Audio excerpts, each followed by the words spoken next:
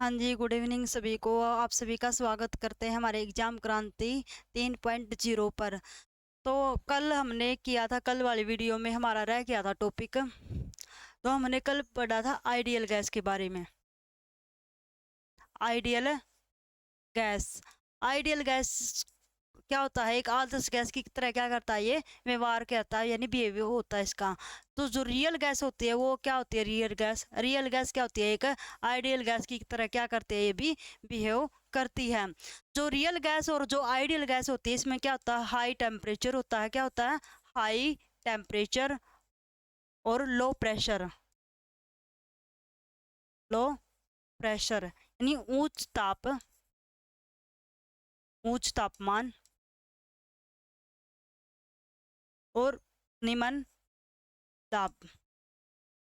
ठीक है, तो ये होता हमारे पास जो आइडियल गैस होती है। हमने पीछे वाली वीडियो में भी हमने आपको बताया था कि आइडियल गैस होती है एक आदर्श गैस की तरह क्या करती है? ये व्यवहार करती है। और जो रियल गैस होती है वो भी क्या होती है? एक आइडियल गैस होती है। और जो रियल गैस और आइडियल गैस में क्या होता है? हाई टेम्परेचर होता है और लो प्रेशर होता है, यानी उच्च तापमान और निम्न दाब होता है। जो आइडियल गैस की क्या बताई थी हमने? पीवी इक्वेशन होती है, PV is equal to NRT। ठीक है, तो पीवी और इज इक्वल टू एनआरटी, ये होती है हमारी आइडियल गैस की इक्वेशन होती है। जो रियल गैस की इक्वेशन होती है वो इतनी खास यूज भी नहीं होती है, फिर भी हम लिखवा देते हैं आपको। तो जो रियल गैस की इक्वेशन होती है वो होती है हमारे पास पी स्क्वायर प्लस में एन स्क्वायर ए बाई में वी स्क्वायर इक्वल इंटू में वी माइनस में एन पी और इक्वल में है NRT। ये होती है हमारे पास। और जब हम इसको n यानी 1 मोल के लिए लेंगे, किसके लिए लेंगे? 1 मोल के लिए। ठीक है, 1 मोल के लिए लेते हैं यानी n, तो क्या होगी ये इक्वेशन? पी स्क्वायर प्लस में a बाई में वी स्क्वायर और v माइनस में एन पी। n नहीं आएगा, n तो 1 के लिए हो चुका है, और इक्वल में RT। ये होती है हमारे पास रियल गैस की इक्वेशन।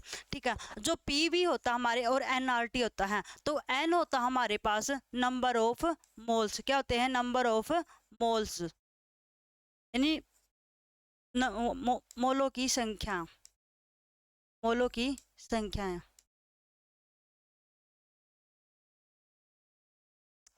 और जो R होता है यानी T होता है, जो R हमारे पास क्या होता है? यूनिवर्सल यूनिवर्सल गैस कांस्टेंट, ये होता हमारे पास। ठीक है, इसको बोलेंगे सार्वत्रिक गैस नियतांक हिंदी में।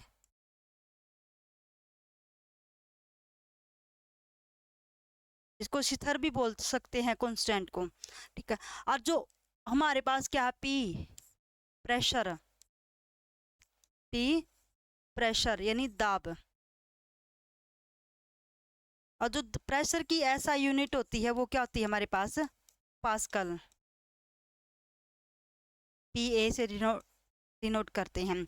और जो हमारे पास क्या होता है? वी होता हमारे पास वॉल्यूम यानी आयतन हिंदी में।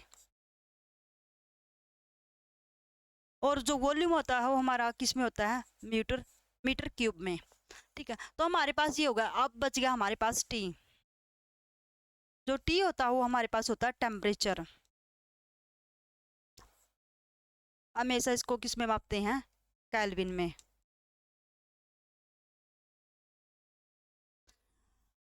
और जो R होती है, R की वैल्यू क्या होती है हमारे पास? 8.314, यही होती है जूल बाय मोल केल्विन। तो हमारे पास क्या होती है? ये R की वैल्यू होती है। तो आप सभी को पता चल गया P क्या होता है हमारे पास? प्रेशर होता है, V वॉल्यूम, और NRT, N होता है नंबर्स ऑफ मोल्स, R होता है हमारे पास यूनिवर्सल गैस कांस्टेंट यानी सार्वत्रिक गैस नियतांक। और जो वॉल्यूम होता है उसको मीटर क्यूब में मापते हैं, और जो प्रेशर की होती है यूनिट होती है वो होती है हमारे पास पास्कल होती है। और एक और रहता है हमारे पास N, यानी जिसको बोलते हैं एवोगैड्रो नंबर, एवोगैड्रो नंबर। वो क्या होता है हमारे पास 6.023 इंटू 10 की पावर -23। तो यही होता हमारे पास,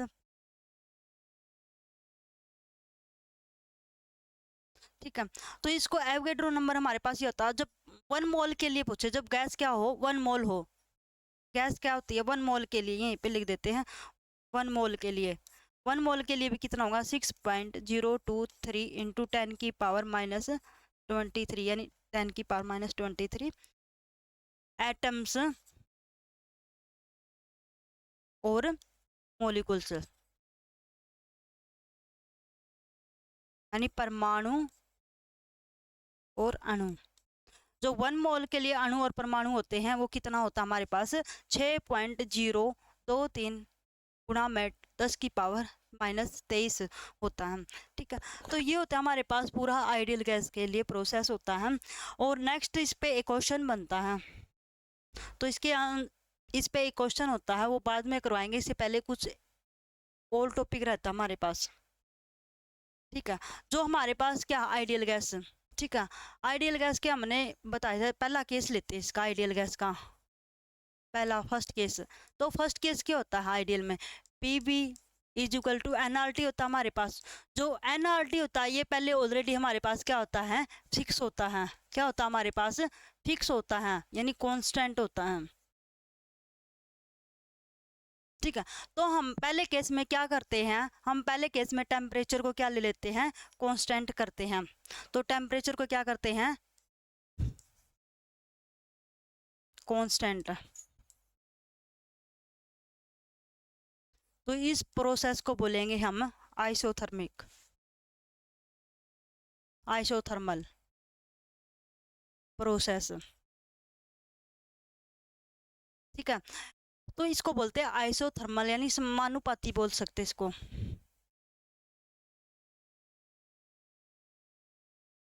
परक्रम। ये व्युत्क्रमानुपाती भी होता है, ठीक है।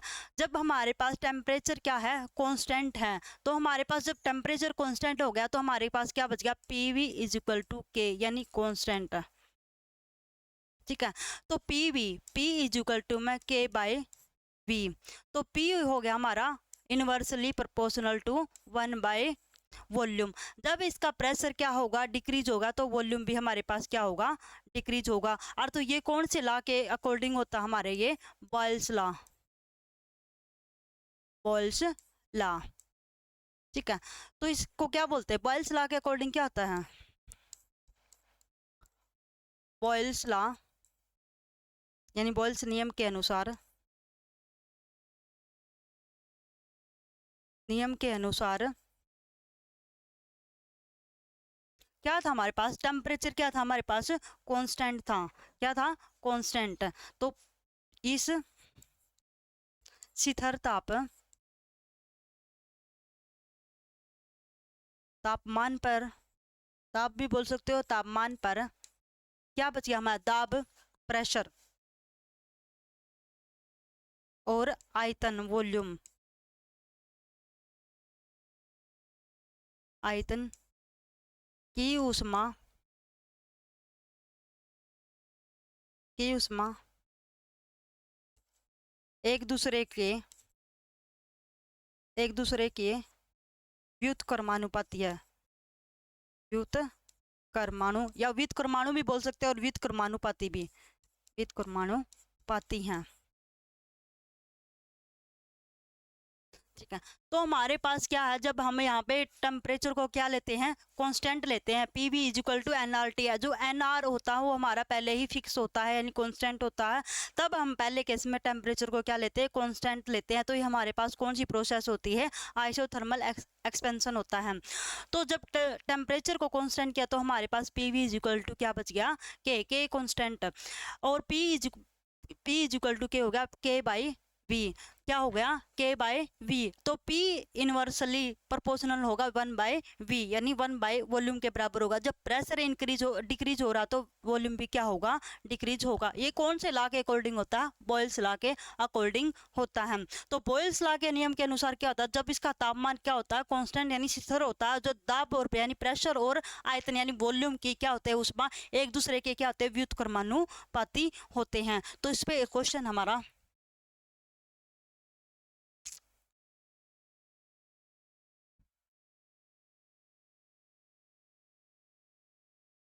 ये रहा। ठीक। तो जो ऊष्मा ऊर्जा का एक रूप है जिसका स्थानांतरण दो या अधिक निकायों के बीच अथवा किसी निकाय और उसके परिवेश के बीच में खालिस्तान अंतर के कारण होता है। जब दो निकाय होते हैं, ठीक है, और जो उनके परिवेश का बीच का अंतर होता है वो किसके कारण होता है, हमारे तापमान के अकॉर्डिंग होता है। तो इसका करेक्ट आंसर होगा हमारे पास तापमान। ठीक है, तो सेकंड केस क्या हमारे पास,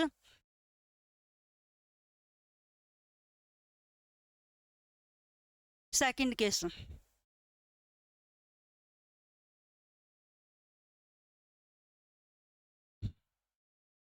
हमारे पास है सेकंड केस। सेकंड केस में क्या बोलता है, जो सेकंड केस होता है हमारे, उसमें जो हमारी इक्वेशन तो थी P is equal to nRT, ये थी हमारी आइडियल गैस की इक्वेशन। जो nRT जो nR था वो मैंने पहले ही बता दिया था, ये क्या होता है हमारे पास पहले ऑलरेडी फिक्स होता है। तो तब हमने टेम्परेचर को कांस्टेंट किया था फर्स्ट में। अब करते हैं हम इसका प्रेशर को कांस्टेंट करते हैं। किसको करते हैं, प्रेशर को। जब हमारे पास क्या होता है, प्रेशर यानी दाब कांस्टेंट होता है,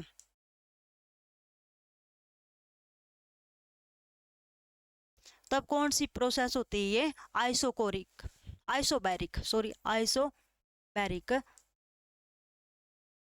आइसोबैरिक प्रोसेस होता है। तो ये होता है, इसको बोलते हैं समदाबी प्रोसेस यानी प्रक्रम। ठीक है, तो जब हमारे पास प्रेशर क्या हो गया है, कांस्टेंट हो गया है, या फिर पहले V को भी कर सकते हैं हम कांस्टेंट, तो P डायरेक्टली प्रोपोर्शनल होगा, इनवर्सली प्रोपोर्शनल होगा T के।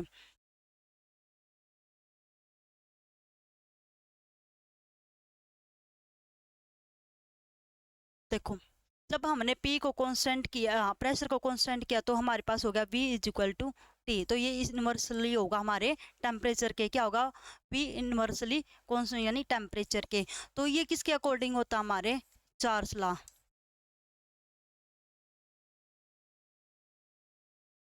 ठीक है, तो चार्ल्स लॉ क्या बोलता है, चार्ल्स लॉ के नियम के अनुसार,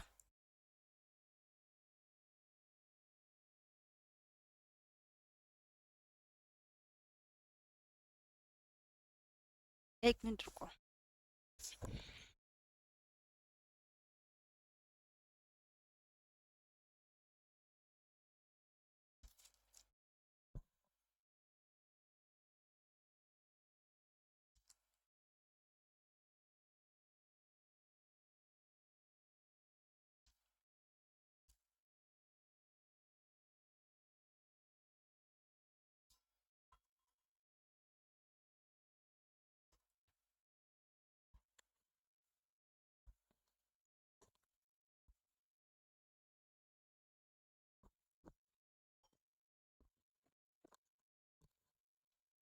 जो हमारा चार्ल्स नियम के अनुसार क्या होगा, क्या था, प्रेशर कांस्टेंट था नहीं, तो इस स्तर पर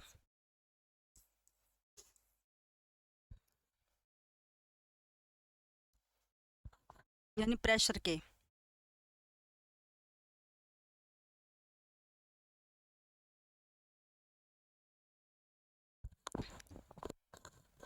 इस दाब शिखर में क्या था हमारे पास, वॉल्यूम यानी आयतन और तापमान,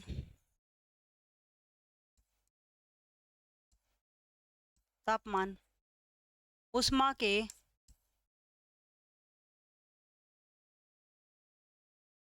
उष्मा के एक दूसरे के क्या होते हैं, समानुपाती होते हैं, समानुपाती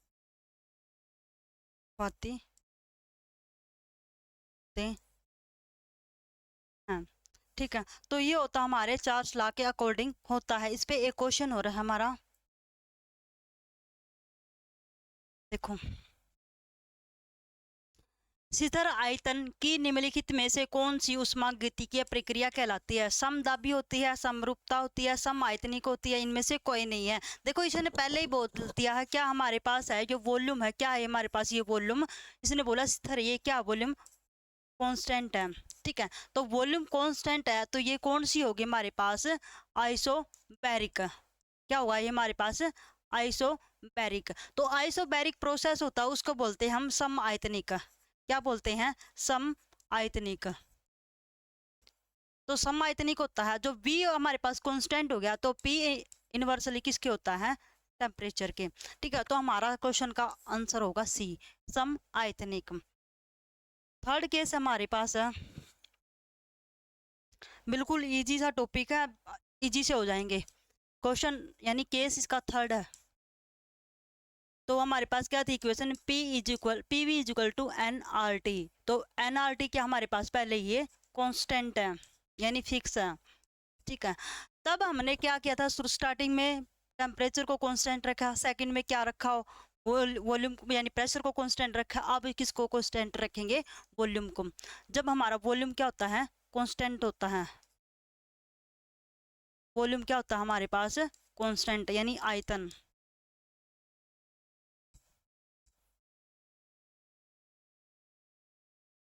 नियतांक नियत होता है।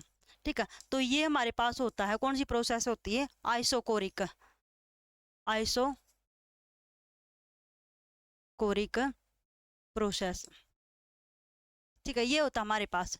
जब हमारे पास वॉल्यूम क्या हो गया है, कांस्टेंट हो गया है, तो पीवी इज इक्वल टू क्या बच गया, यानी पीवी, यहाँ से वी तो कांस्टेंट हो गया, तो पी इनवर्सली किसके हो गया है, टेम्परेचर के। तो ये हो गया इनवर्सली प्रोपोर्शनल, प्रोपोर्शनल। ठीक है, तो ये हमारे पास जब पी इनवर्सली हो गया टेम्परेचर के, तो ये किसके अकॉर्डिंग होगा हमारा, गे लुशेक्स लॉ के अकॉर्डिंग। ठीक है, तो इसकी क्या बनती है आगे डेफिनेशन, गे के अनुसार, गे लुशेक नियम के अनुसार, नियम के अनुसार, नियम के अनुसार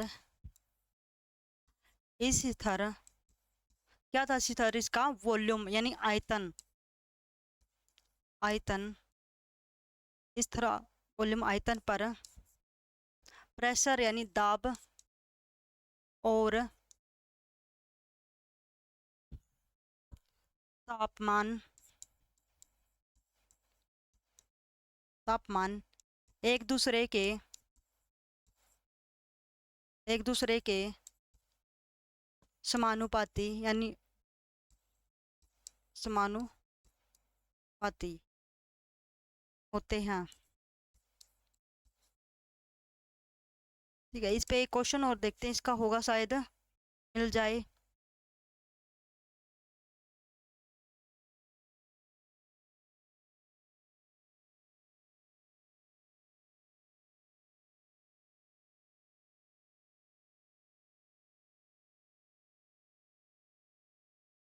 इस पे क्वेश्चन नहीं है।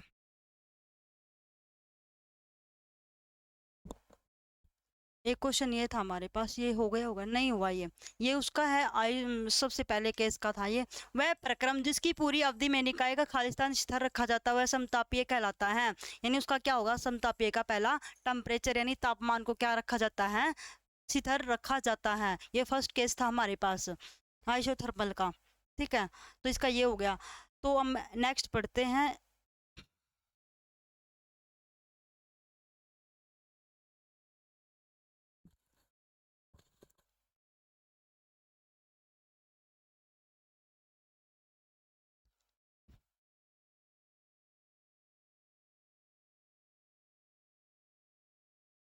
तो हमारा एक और नेक्स्ट है इसमें हमारे पास, देखो, यदि समावृत गैस के एक निश्चित आयतन को इसके वास्तविक आयतन से 60% तक संपीड़ित किया गया तो इसके दाब में कितनी परसेंटेज में वृद्धि होगी। यदि तापमान को स्थिर रखा जाए, यानी इसके टेम्परेचर को क्या रखा जाए, स्थिर रखा जाए।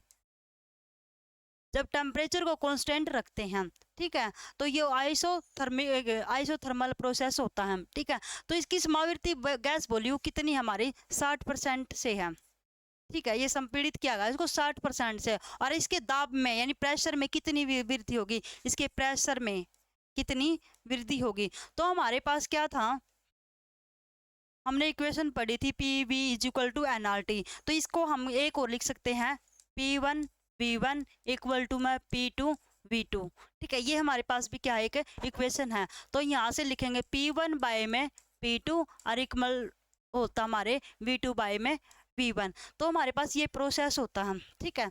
तो इसने बोला 60% से उसकी आयतन है वो क्या किया गया, संपीड़ित किया गया, और दाब में बताना, इसका प्रेशर में बताना इसकी कितनी परसेंटेज में वृद्धि होगी। जब इसकी वृद्धि होगी, ठीक है, तो हमारे पास क्या था 60% का लेंगे 100, P1 बाय में P2 = क्या होता है हमारे पास 60/100, यानी परसेंटेज में निकालना है। तो यहाँ पे क्या होगा 20 या 60, 20 पंजे 100। तो यहाँ पे जो हमारा प्रेशर आया है, तो इसने बोला था तापमान में स्थिर को रखा जाए, तो हमारे पास P1 V1 बचेगा, ठीक है। तो P2 P1 कितना आ गया हमारे पास, P1 बाय P2 3/5। जब 3/5 आया हमारे पास, 3/5 में से यानी इनमें कितनी को कम किया गया, यानी 5 या 3, 5 में था यानी 3 में फाइनल में था, इनिशियल घटाओगे तो कितना हो जाएगा हमारे पास 2/3%।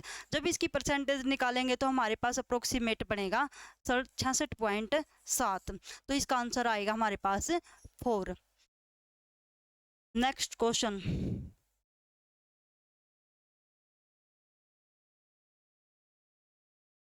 देखो 50.2 work done by metre kelvin की तापीय चालकता, यानी तापीय चालकता वाली एक स्टील रोड का क्रॉस सेक्शन क्षेत्र 0.02 मीटर स्क्वायर है और लंबाई 15 सेंटीमीटर है। तो यदि छड़ के दोनों सिरों को 300 डिग्री सेल्सियस के तापमान अंतर पर बनाए रखा जाता है तो छड़ के माध्यम से ऊष्मा प्रवाह की दर क्या होगी। देखो हमारे पास क्या है 1 वोल्ट है, 1 वोल्ट किसके बराबर होता है 1 जूल, 1 जूल बाय सेकंड, तो इसके इक्वल होता है, ठीक है। और जो हमारी इसने बोला एक रोड है, स्टील की रोड है, क्या हमारे पास है एक स्टील की रोड है, ये मान लो स्टील की रोड होगी, ठीक है। तो ये स्टील की रोड है हमारे पास, जो इसका भाई टेम्परेचर दिया है, ठीक है, जो टेम्परेचर दिया है यानी इसका T1 से T2, जब इसका टेम्परेचर T1 से T2 दिया है तो इसका Q/T, ठीक है। तो Q/T कितना होगा ये निकालना हमने। तो देखो 50.2 work done by metre kelvin इसका तापीय चालकता है, ये हमारे पास क्या हो गया K हो गया। तो K हो गया हमारे पास 50.2 वर्क डन बाय मीटर पर केल्विन होता है, ठीक है।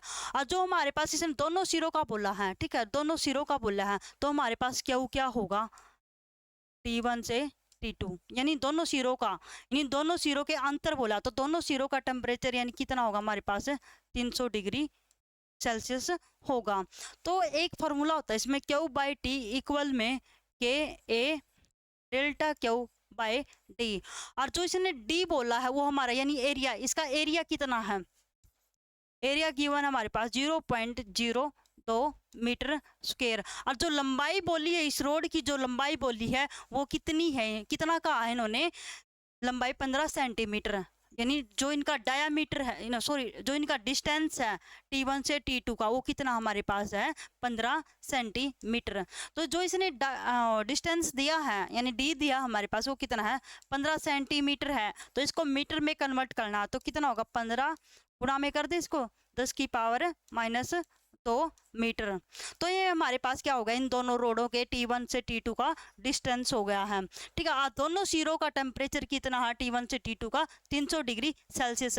तो इसको अंतर में रखा जाता है, तो इसके माध्यम से उष्मा प्रवाह की दर, और जो Q/T होता है हमारे पास, ये क्या होती है हमारे पास Q/T, उष्मा प्रवाह, उष्मा प्रवाह की दर होती है। ठीक है, तो अब देखो सीधी वैल्यू टेक दो, सारी चीज क्या हमारे पास अवेलेबल है। तो Q/T इक्वल में के हमारे पास कितना है 50.2, इसको साथ में लिख लो, इजी रहेगा। और गुणा में क्या हमारे पास एरिया कितना है इसका 0.02 मीटर स्क्वायर, और गुणा में यानी डेल्टा थीटा नहीं बोलेंगे, डेल्टा क्यों बोलेंगे, तो वो कितना हमारे पास है 300 केल्विन, जो सेल्सियस डिग्री वो हमारे पास केल्विन के बराबर होता है। और हमारे पास और क्या बच गया बाय में डी कितना हमारे पास 15, यानी 15 गुणा में 10 की पावर -2। अब कट कर दो, देखो यहाँ पे एम भी तो हाँ मीटर था ये। ठीक है, 1 m यानी मीटर से 1 मीटर यहाँ पे कैंसिल, 1 मीटर से यहाँ पे मीटर कैंसिल हो गया। ठीक है, केल्विन से ये टेम्परेचर केल्विन में से केल्विन कट हो गया। ठीक है, हमारा बचेगा वर्क। तो देखो कर दो मल्टीप्लाई, 50.2 गुणा में 0.02 और गुणा में 300, और इस पूरे के बटे में कर दो 15 गुणा में 10 की पावर -2, काट दो। अब 15 में 1 कट गया, 15 दूनी 30 आ गया। अब कर दो ऊपर वालों की मल्टीप्लाई, 502 की और 2 दूनी 4, यहाँ से पूरा कट गया, तो यहाँ पे बच गया 2 दूनी 4 50, यानी 502 गुणा में 4। तो इसकी मल्टीप्लाई करेंगे कुछ ये आएगी 4 दूनी 8, 2 और 5 का 20, यानी इसको इतना, इसको अप्रोक्सीमेट हम लिख सकते हैं 2000 के आसपास। ठीक है, तो इसको लिख सकते हैं हम अप्रोक्सीमेट 2000 के आसपास लिख सकते हैं। तो इसको 2000 के आसपास लिखेंगे तो इसका अप्रोक्सीमेट कितना निकलेगा हमारे पास 2.0 किलो जूल पर सेकंड। तो इसका करेक्ट आंसर होगा हमारे पास बी। देखो बिल्कुल इजी क्वेश्चन है, हमारे पास सारी चीजें अवेलेबल है। पहले तो देखो इसने बोला उष्मा प्रवाह की दर, पहले तो स्टार्टिंग में ये देखो भाई प्रवाह दर होता क्या होता है हमारे पास, प्रवाह दर उष्मा की Q/T होता है। क्या होता है हमारे पास Q/T होता है। तो ये किसके इक्वल होता है Ka डेल्टा Q/T में D, यानी D होता है हमारे पास डिस्टेंस, यानी दो सिरों के बीच का क्या होता है हमारे पास डिस्टेंस होता है। और जो टेम्परेचर गिवन दिया है दो सिरों तक का T1 से लेकर T2 तक का, वो हमारे पास कितना है 300 डिग्री सेल्सियस है। जो 300 डिग्री सेल्सियस होता है वो हमारे केल्विन के बराबर होता है, तो हमने लिख दिया इसको केल्विन के बराबर। बिल्कुल सिंपल सा है, बस फॉर्मूले में पुट कर दो इसको, तो इसका आंसर आ जाएगा। तो जहाँ पे यानी हमेशा ना इसके ऑप्शनों को देख के सोल्व करो। ठीक है, आंसर है इन्होंने, अगर यहाँ पे हम 2008 ही लिखते हैं, ठीक है, तो 2008 को आप किसके अप्रोक्सीमेट लिख सकते हैं 2000 वोल्ट के बराबर। तो इसका अप्रोक्सीमेट कितना बनेगा 2.0 किलो जूल पर सेकेंड। तो हमारा करेक्ट आंसर होगा बी। तो नेक्स्ट क्वेश्चन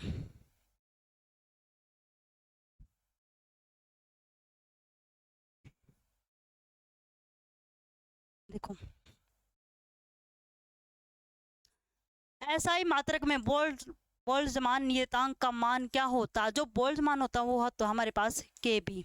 ठीक है, तो उसका नियतांक का मान क्या होता है। तो ये तो बिल्कुल सिंपल सा, इसको याद करनी होती है। इसकी वैल्यू क्या होती है हमारे पास 1.38 इंटू 10 की पावर -23 जूल पर केल्विन, ये होती है हमारे पास। ये हमेशा याद रखनी, हर पेपर में आती है तो पूछी जाएगी, तो ये वैल्यू याद रखनी होगी आपको। ठीक है, तो ये होती है हमारे SI मात्रक में बोल्ट्जमान नियतांक का मान होता है।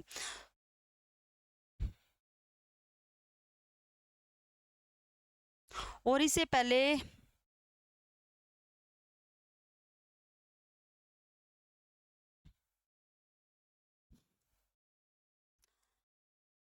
इसमें एक और नोट्स आता है, इम्पोर्टेंट है। ठीक है, वो तो हमारे पास जो औसत होती है हमारी काइनेटिक एनर्जी की, यानी गतिज ऊर्जा की, उसकी औसत होती है, उसको सोल्व करेंगे। ठीक है, तो काइनेटिक एनर्जी का औसत होता है हमारे पास वो होता है, इसमें इसी का यूज किया जाएगा काइनेटिक एनर्जी में, यानी इसकी जो हमने लिया था के बी, यानी बोल्ट्जमान कांस्टेंट, यानी 3/2 ई इज इक्वल टू 3/2 के बी टी होता है हमारे पास। एन मोल्स के लिए लेंगे तो उसमें एन ऐड हो जाएगा।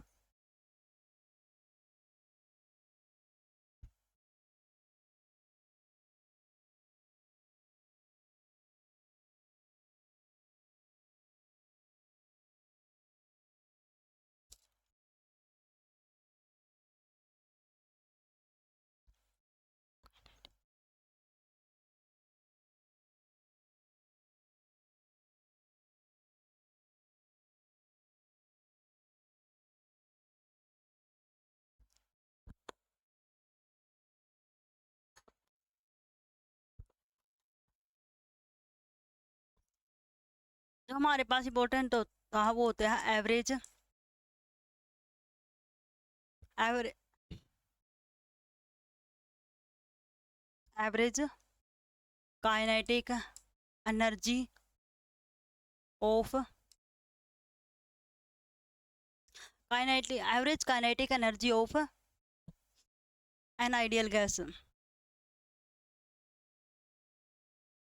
आइडियल गैस यहाँ पे पर मोल के लिए होगा, नहीं पर मोल, पर मोलिकुल्स, ठीक है।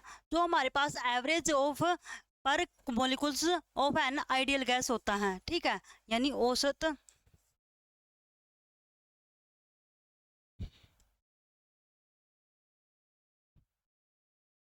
यानी आदर्श आदर्श गैस के प्रति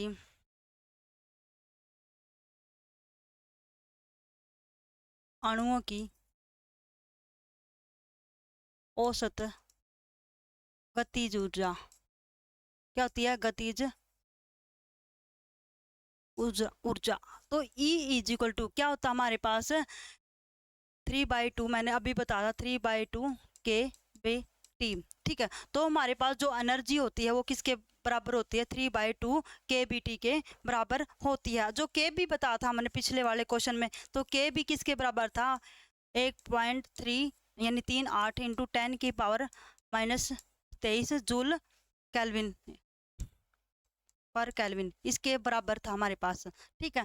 जो हमारे पास जो के बी था वो किसके बराबर था? 1.38 इंटू 10 की पावर -23 जूल पर केल्विन के बराबर था, ठीक है। जो हमारे पास जो टेम्परेचर है, क्या है? टेम्परेचर है, जो टेम्परेचर है हमारे वो प्रोपोर्शनल है हमारे एनर्जी के। किसके है? इनवर्सली प्रोपोर्शनल है हमारे एनर्जी के। जो ई है हमारा वो क्या है? इंटरनल एनर्जी है। क्या है? ई इंटरनल एनर्जी है।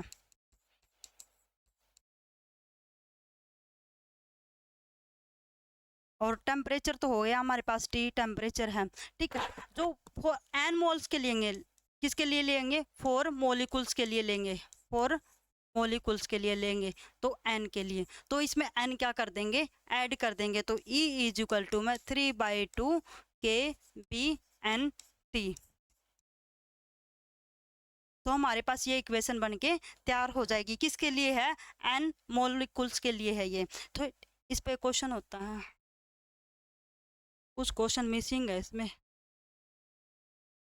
कर लेते हैं। 25 डिग्री सेल्सियस के तापमान पर एक आदर्श गैस के लिए SI इकाइयों में प्रति अणु औसत गतिज ऊर्जा क्या होगी? इसने बोला काइनेटिक एनर्जी क्या होगी, यानी उनका एवरेज बताना है। तो एवरेज क्या होगा यानी काइनेटिक एनर्जी का, ये हमने बताना है क्या होगा। उसने बोला 25 डिग्री सेल्सियस के तापमान पर एक आदर्श गैस के लिए SI इकाइयों में प्रति अणु औसत गतिज ऊर्जा क्या होगी। इसकी याद भी रख सकते हो आप, यह होती है यानी 6.6 यानी 17 इंटू 10 की पावर -21 जूल होती है। ये इसकी वैल्यू होती है गतिज ऊर्जा की, इसको याद भी रख लेना आप, बिल्कुल सिंपल सा है, ठीक है। तो हम इसको सोल्व भी कर सकते हैं बिल्कुल आसानी से। जो हमारे टेम्परेचर है वो हमारे पास कितना है? 25 डिग्री सेल्सियस है। तो इसको 25 इसने बोला है, यहाँ पे ध्यान रखना, इसने इकाई में बोला है, ऐसा इकाई में, तो ऐसा इकाई में इसमें कन्वर्ट करेंगे तो कितना हो जाएगा? 25 प्लस में 273 को ऐड करेंगे तो कितना हो जाएगा हमारे पास, 298 केल्विन हो जाएगा। तो ये हमारे पास हो गया, ठीक है, 298। और इसने बोला है फिर मोलिकुल्स के लिए, ठीक है, मोलिकुल्सों के लिए बोला है। तो हमारे पास क्या था, क्यू बाई टी के भी बड़ा लगा देते हैं, वो आसान रहेगा।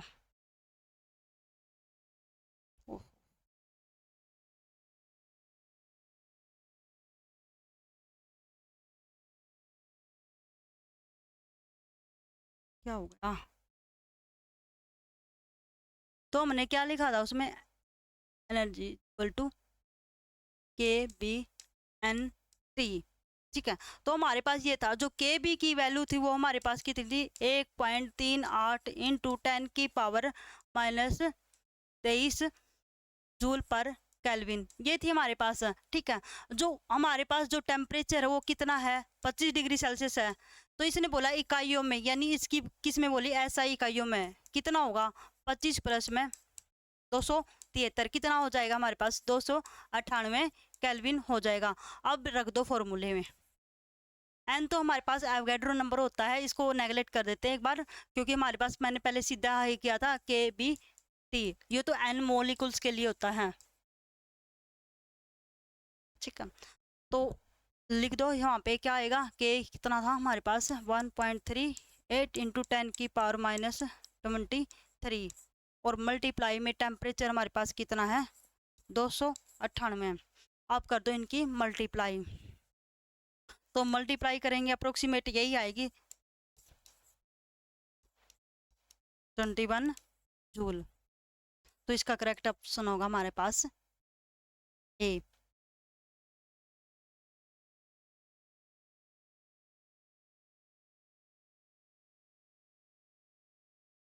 तो हमने ये पढ़ लिया, ठीक है।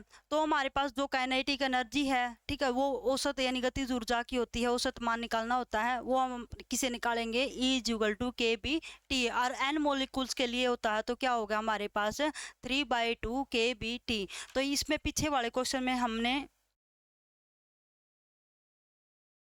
तो यहाँ पे 3/2 भी होगा साथ में, तो 3/2 लगा देना, ठीक है। तो इसका फार्मूला यही था ना हमारे पास, 3/2 के बी एन टी, एन होता है मोल्स के लिए, और 3/2 के बी टी, और ये हमारा और के बी तो पता ही होगा क्या होता है, ये बोल्ट्जमान, ठीक है।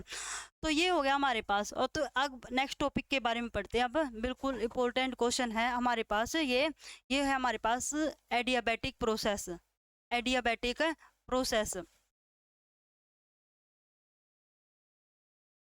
एडियाबैटिक प्रोसेस बिल्कुल इम्पोर्टेंट है, ये सबसे इम्पोर्टेंट होता है, ये पेपर में एग्जाम में ज़्यादातर आता है, इसको ध्यान से कर लेना। रुद्रोषम, प्रक्रिया या प्रक्रम, ठीक है। तो एडियाबैटिक प्रोसेस होता क्या है, जिसका वातावरण में कोई भी आदान प्रदान नहीं होता है, ना तो वो हीट लेता है और ना ही हीट देता है, तो ये होता है एडियाबैटिक प्रोसेस में, यानी उसका कोई भी आदान प्रदान नहीं होता है। तो इस प्रक्रम में किसी निकाय और वातावरण में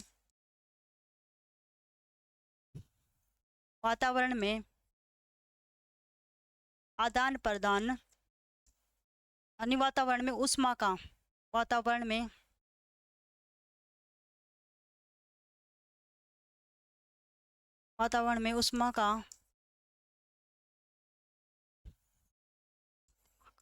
ऊष्मा का आदान प्रदान शून्य होता है। कितना होता है भाई, शून्य होता है, ठीक है। तो एडियाबैटिक प्रोसेस में क्या होता है, यानी किसी भी निकाय का या किसी भी वातावरण, यानी कोई भी वातावरण हमारे आसपास का, उसमें ऊष्मा का कोई भी आदान प्रदान नहीं होगा, केवल कितना होगा, शून्य ही होगा। तो क्या होता है हमारे पास, डेल्टा क्यू इक्वल टू क्या होता है हमारे पास, 0 होता है। ठीक है, तो एडियाबैटिक प्रोसेस के दो होते हैं। फर्स्ट होता है यानी थर्मल एक्सपेंशन। ठीक है, तो फर्स्ट होता है इसका आइसोथर्मल, एक होता है जीरोथ का और एक होता है फर्स्ट लॉ। तीन होते हैं इसके पास, तीन हो, हाँ तीन ही होते हैं।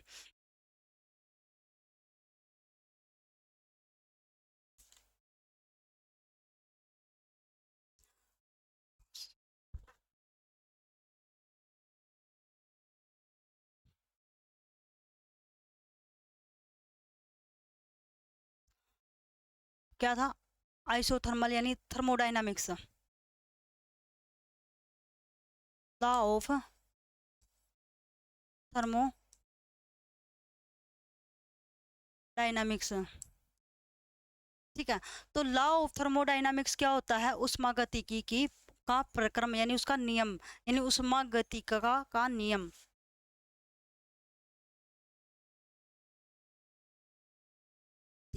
का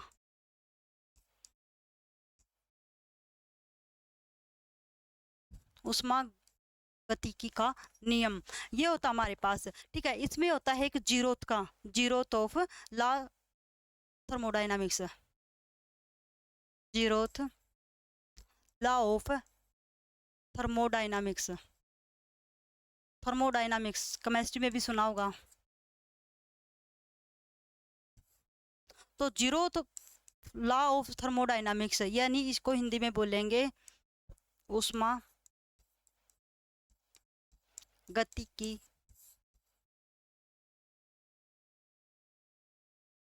शून्य का नियम, शून्य का नियम।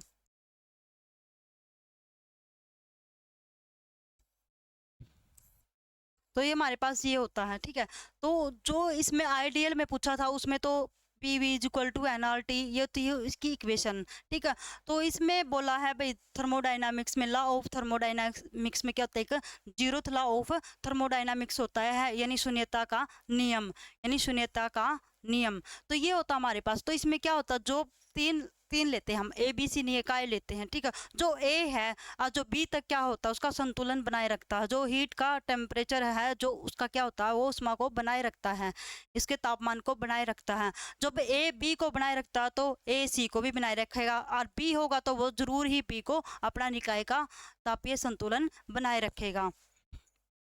तो हमारे पास ये तो हो गया ए, ये हो गया हमारे पास बी निकाय, और ये हो गया हमारे पास सी निकाय। जब ये इसको तापीय संतुलन बी का बना रहा है, ठीक है, इस निकाय में क्या है, ए से बी के निकाय का क्या है, तापीय संतुलन बना रहा है, तो अवश्य ही क्या होगा, ए और सी का भी क्या होगा, इसका वातावरण में यानी इसका संतुलन बनाए रखेगा तापमान में। जब ए बी का बनाए रख रहा है तापीय संतुलन, तो ए सी का भी अवश्य बनाए रखेगा। तो ऑब्वियसली बिल्कुल एग्जैक्ट क्या है, बी और सी का भी निकाय संतुलन बनाए रखेगा, तापीय संतुलन बनाए रखेगा।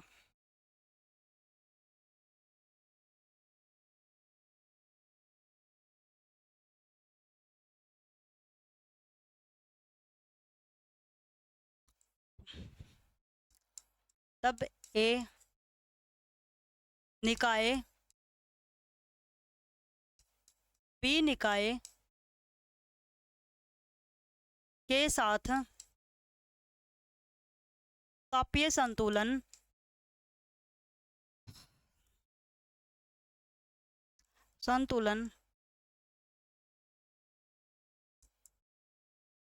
बनाए रखता है,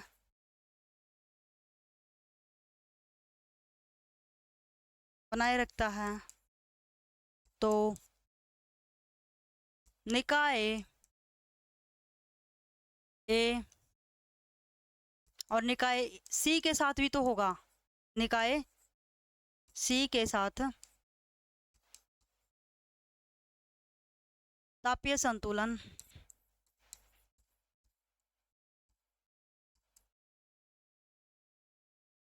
में हो सकता है, होगा या हो सकता है। ठीक है, जब दोनों एक दूसरे के हो रहे हैं तो बी और सी भी क्या होंगे, अवश्य ही एक दूसरे के साथ तापीय संतुलन बनाए रखेंगे। निकाय बी निकाय सी के साथ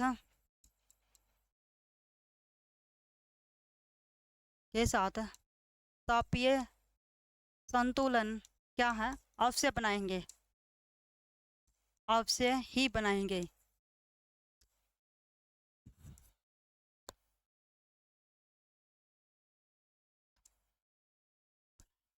ठीक है, जो हमारे पास जो इनका तापीय संतुलन है, क्या है, तापीय संतुलन,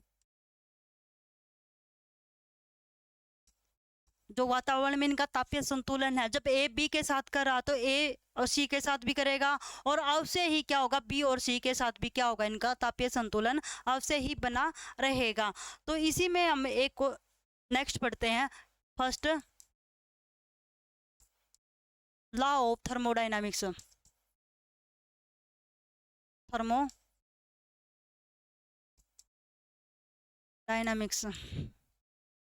यानी इसका पहला नियम क्या, उष्मागतिकी का। तो पहला नियम में क्या बोल रहा है, जब उष्मागतिकी का जो पहला नियम है, क्या होता है हमारे पास, delta Q equal to delta V plus में डेल्टा वर्ग। ठीक है, जो डेल्टा क्यू होता है ये हमें क्या है, हीट गिवन कर रहा है, यानी हीट दी गई है इसमें, और जो डेल्टा वी होता है ये हमारे पास क्या होती है, इसकी इंटरनल एनर्जी होती, हाँ इंटरनल एनर्जी होती है, और जो डेल्टा डब्ल्यू होता है वो हमारे पास क्या होता है, वर्क डन होता है। ठीक, तो यहाँ पे ये क्या हमारे पास डेल्टा क्यू, ये क्या दे रहा है, हीट गिवन कर रहा है ये, यानी दी गई उष्मा, और जो डेल्टा वी होता है वो हमारे पास क्या होती है, इंटरनल एनर्जी, और जो हमारे पास डेल्टा डब्ल्यू है वो क्या है, हमारे पास वर्क डन है, यार ये कार्य करने की, कार्य। ठीक है, तो ये होता हमारे पास, मान लो कोई बिकर हमारे पास क्या है, एक बिकर है, इसमें हमने डाल दिया पानी, क्या डाल दिया इसमें, पानी, और इस पे लगा दिया हमने एक पिस्टन, क्या लगा दिया इस पे हमने, एक पिस्टल। ठीक है, तो हमने इसके ऊपर लगा दिया एक पिस्टन लगा दिया है, तब हम इस पानी को क्या करेंगे, हीट करेंगे। ठीक है, तब क्या करेंगे, इस पानी को हम हीट करेंगे, ये पिस्टन लगाया हमने, आपने सुना है पहले 11th-12th में पढ़ा होगा, केमिस्ट्री में भी और फिजिक्स में भी। तो यहाँ पे जब हमने पिस्टन लगाया, हर इस बीकर में क्या करें, हम हीट दे रहे हैं। ठीक है, हीट देने के बाद जब यहाँ से हीट आ रही है, इसको क्या आ रही है, हीट दी गई है, तब ये हीट गिवन हो रही है, ये ऊपर की तरफ उड़ रहे भाप, यानी जो इसमें पानी हो रहा है वो गर्म हो रहा है, ऊपर की तरफ क्या हो रहा है, जा रहा है, तो ऊपर की तरफ जा रहा है, यानी प्रेशर लगा रहा है इस पे। ठीक है, ये जब अपनी एनर्जी दे रहा है, तो एनर्जी देने के बाद जो पिस्टन है ये ऊपर उठ के, ये पिस्टन क्या है, ऊपर उठ के, ऊपर उठ गया, क्यों उठा है, क्योंकि नीचे से हीट दी गई है, तो अब इसको हीट दी गई है, तब इस पे एनर्जी दी गई है, तो इसका वर्क डन हो रहा है, यानी जो इसका कार्य हो रहा है, यानी वो ये ऊपर की तरफ उठ गया है। जो यहाँ पे की दी गई है वो क्या थी, हमारे पास हीट थी। ठीक है, जो हीट दी गई थी वो उसका कार्य कर रहा था, कार्य क्या था, हमारे पास जो पिस्टन है ऊपर उठ गया है। ठीक है, तो ये हमारे पास हो गए डेल्टा क्यू, क्या होता है, गिवन हीट होती है जो दी गई उष्मा है, और डेल्टा वी क्या होता है, इंटरनल एनर्जी होती है, और जो डेल डब्ल्यू होता है वो क्या होता है, हमारे पास वर्क डन होता है, यानी कार्य करने की क्षमता होती है जो। और एक इसमें इंपॉर्टेंट नोट हमारे पास है, जो उष्मागतिकी होती है, जो थर्मोडायनामिक्स होता है, उसका पहला नियम यही होता है, जो संरक्षण होता है ऊर्जा का, जो संरक्षण का एक उदाहरण होता है, उष्मा गति की, जो उष्मा गति का पहला नियम ऊर्जा का संरक्षण,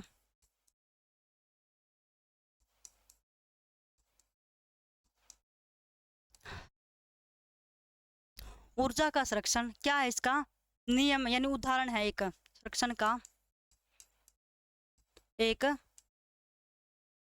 उदाहरण है। ठीक है, तो आगे एक और है इसका न्यूमेरिकल। हाँ, ये रहा। ऊर्जा को न तो उत्पन्न किया जा सकता और न ही नष्ट किया जा सकता, लेकिन एक रूप में परिवर्तित किया जा सकता, जिसे क्या कहा जाता, या लाओ, ये क्या, टिकाऊ ऊर्जा का नियम, या फिर ऊर्जा संरक्षण का नियम, या एंट्रोपी का नियम, या द्रव्यमान संरक्षण का नियम। तो इन चारों ऑप्शन में से कौन सा होगा करेक्ट। तो अभी हमने पढ़ा था, यानी जो भी किसी वातावरण में, यानी एडियाबैटिक प्रोसेस में क्या होता है, ना तो वातावरण में हीट दी जाती है, ना हीट देता है, वो उसमें कोई भी आदान प्रदान नहीं होता है। तो इसका करेक्ट ऑप्शन क्या होगा, यानी ऊर्जा का संरक्षण। अभी हमने नोट्स भी डाला था, इसका इंपॉर्टेंट था। ऊर्जा संरक्षण का क्या है, वो पहला नियम है, यानी उसका एक उदाहरण है। तो इसका बी करेक्ट ऑप्शन होगा। Thank you.